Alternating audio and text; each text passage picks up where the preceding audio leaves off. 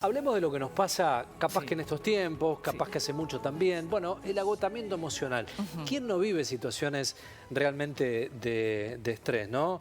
Este estado de ausencia de energía, así definido, y mucha falta de motivación, Juli. Así es, muy bien. Para dialogar y reflexionar juntos acerca de este tema, estamos en contacto con la licenciada Gabriela Quintana, quien es psicóloga, sexóloga clínica. Le damos la bienvenida. ¿Cómo estás, Gabriela? Hola, ¿cómo están? Buenas tardes. Muy bien, Tanto tiempo, bueno. ¿cómo estás, Un Gaby? ¿Bien? placer.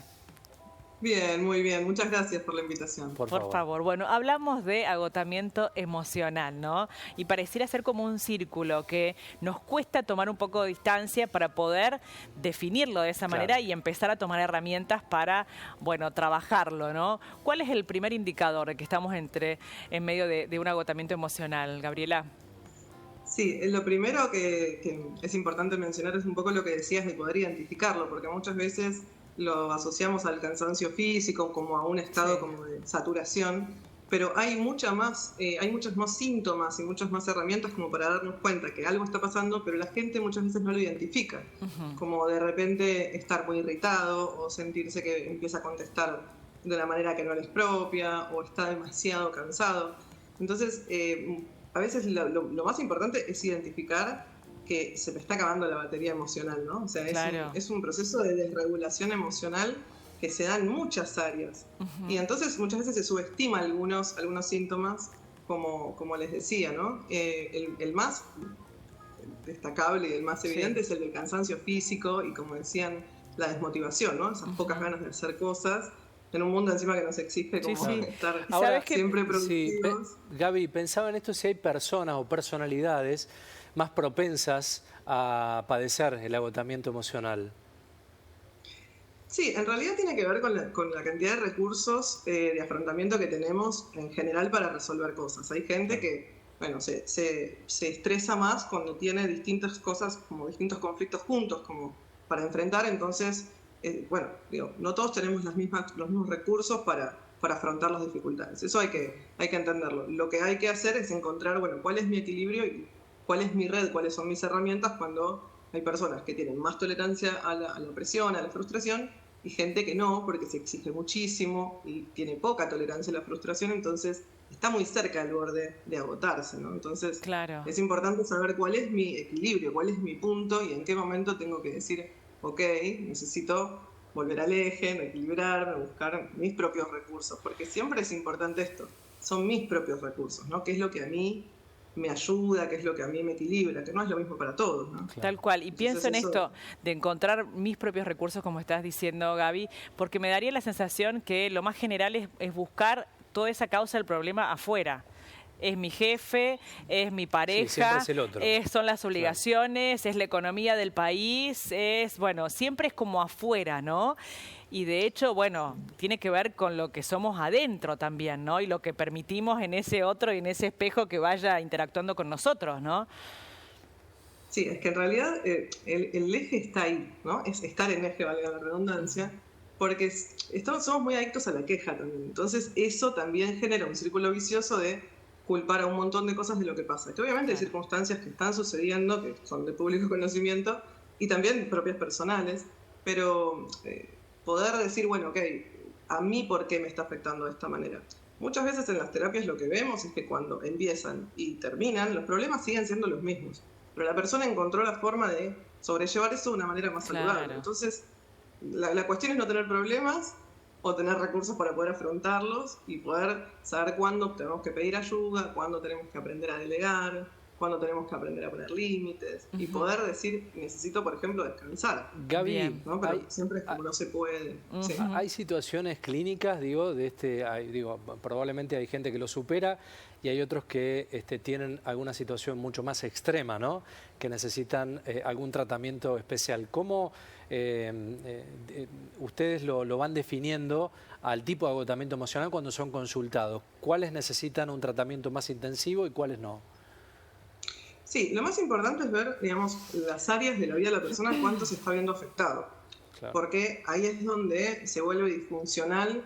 Una cosa es una situación de estrés o estar pasando un momento difícil, porque a veces los tenemos que pasar. Y otra cosa es cuando ya me estoy volviendo disfuncional y no estoy pudiendo resolver cosas básicas, me vuelvo lento para para pensar o tengo dificultades para dormir, entonces ya empiezo a acumular problemas y ahí es donde nosotros tratamos como de hacer una cierta escala de, bueno, cuándo se necesita un tratamiento, por ejemplo, para lo que son ataques de pánico, ansiedad, y esto genera también depresión. Y también evaluar el tipo de trabajo que hacen. No para que cambien de trabajo, porque no siempre se puede, claro, pero también evaluar que una persona que se dedica que trabaja en salud, probablemente va a estar con mucha más exigencia y mucha más carga. Entonces vamos a tratar de armarle un dispositivo de drenaje para que pueda llevar mejor ese trabajo, para que pueda comunicar mejor. Comunicar lo que sentimos, te diría que es lo primero, ¿no? Poder decir cómo me siento, ya es como una puerta que alivia mucha presión. Y ahí la gente también como que le cuesta decir que está mal, porque no está bien estar mal. Sí, entonces, poder empezar a decirlo y empezar a armar una red es fundamental. Y lo primero es que también, o sea, lo que tratamos de hacer una vez que analizamos eso es que la persona lo reconozca, lo vea, porque hasta que uno no siente que llegó a ese límite, no hace cambios. Hay un dato... Simplemente busca una fórmula de, bueno, no quiero estar cansado y quiero sentirme menos frustrado. Ok, pero reconoces qué es lo que te está desregulando, entonces se empieza por ahí, ¿no? Claro. El darse cuenta. Y pensaba en el decir que no. Sí. Digo, ¿cuánto nos evitaría, no? Sí, sí, sí. El decir que no o el definir los límites, ¿no? Claro. El definir los límites de, ok, ¿cuál es mi participación en esto? ¿Hasta dónde puedo cambiar esto que pasa? ¿No? Digo, yo puedo tratar de hacer cambios en mi vida cotidiana, pero no voy a cambiar la economía del país yo. Entonces, si yo empiezo a frustrarme por cosas que permanentemente yo no voy a poder modificar, bueno, ok, estoy atento, también dosifico la información que recibo, ¿no? Entonces, como, bueno, hasta acá yo puedo llegar, dentro de los ámbitos familiares es fundamental. Bueno, la colaboración, el poder decir, bueno, necesito estos 20 minutos para, no sé, tener un poco de silencio, o tal tarea, o necesito delegar esta tarea sencilla, que quizás cuesta mucho la cuestión de delegar, porque la primera sensación es que tardo más en explicarte, ¿no? O en pedírtelo, pero es el camino para empezar a soltar, ¿no? Cosas que quizás no tenía que llevar todo el tiempo yo, ¿no? Muy bien. Pero bueno, es todo un trabajo. Todo un trabajo. Lo primero entonces... darse cuenta. Claro.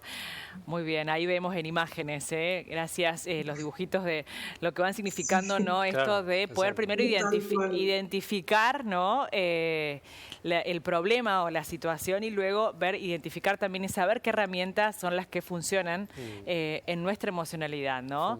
Y pedir ayuda, siempre pedir ayuda, ¿no? Pedir ayuda, encontrar también mis espacios personales. Esto ayuda muchísimo porque ayuda como a la autorregulación. Esto es importante, o sea, la regulación con esto que está pasando afuera. Hay exigencias afuera, hay problemas, tenemos que resolverlos, eso es así.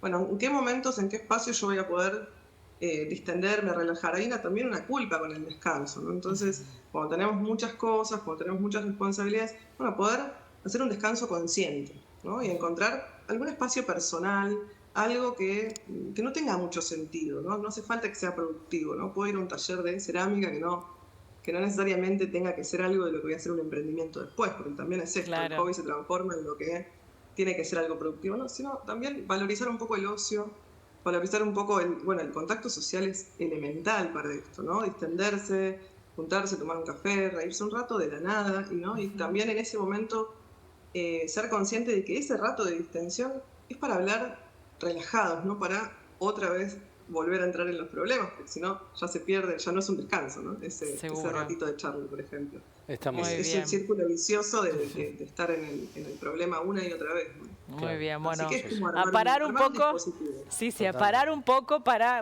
identificar bien las cosas y ponernos a trabajar al respecto, porque siempre las herramientas están en nuestro interior, ¿no?